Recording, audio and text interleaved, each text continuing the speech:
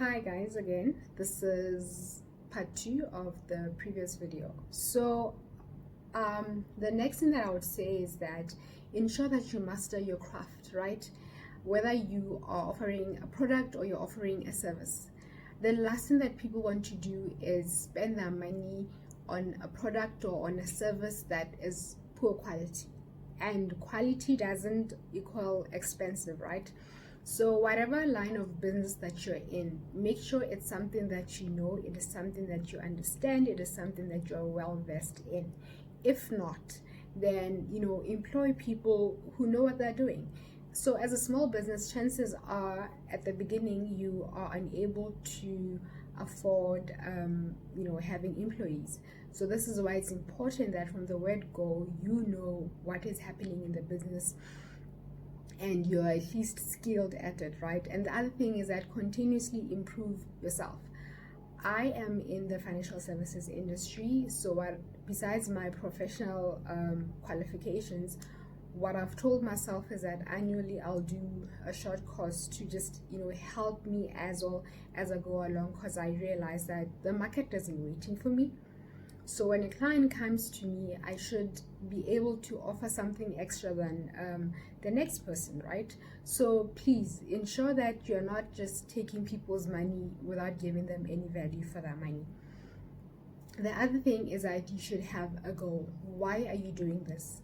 Yes, making money is a goal, but it cannot be your only goal, right? Because if money is the only thing that is driving you, chances are when it runs out, you'll stop, right?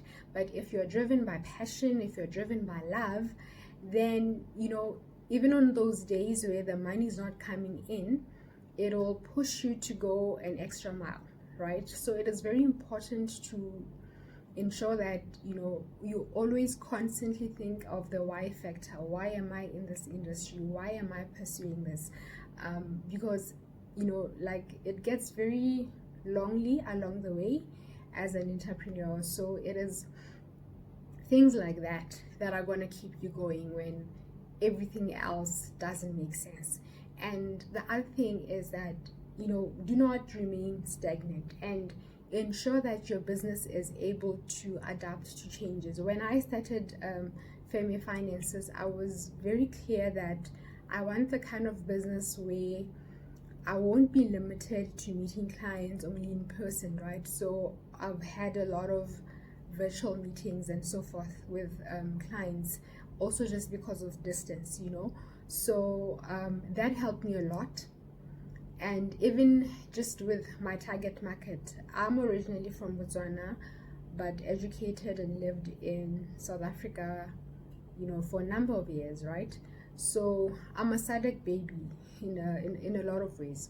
But then I told myself that I will not limit my business to Botswana, I'll not limit my business to South Africa or to SADC, but it'll be in such a way that women of a certain age across the world will be able to relate to me and the advice that I give and the service that I provide.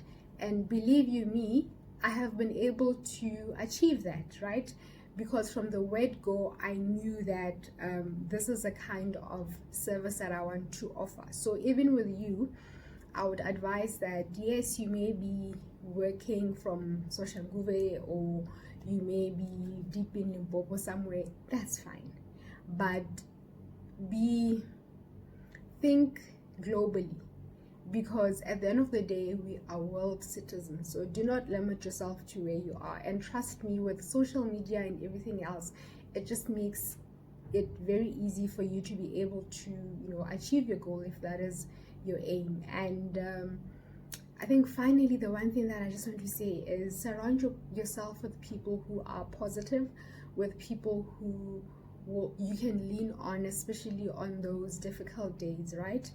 And the other most important thing, which should have been the first thing that I mentioned, is that when it comes to finances, please do not mix together business finances and personal finances. Ensure that from the word go, you have separate accounts for both of them, and you're not taking out money from the business during the day to go pay for electricity at home, right?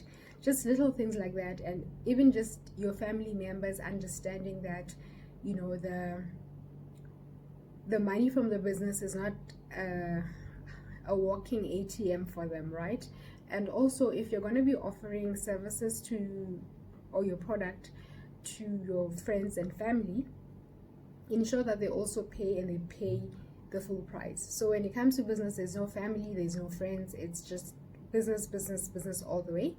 And also from a legal perspective, I'll just say that ensure that all your agreements are in writing, are signed, and everything is just done properly, so that if anything goes wrong, and I'm not referring specifically to your family and friends, but just your business transactions in general, make sure that everything is written down on paper, and as well on your end, before you sign any agreements or any contracts, just ensure that you understand it, and if you don't, seek proper legal advice, because as a small business, the last thing that you need is money being taken away from your pocket just because you fail to do your due diligence when it comes to contracts and agreements. Thank you.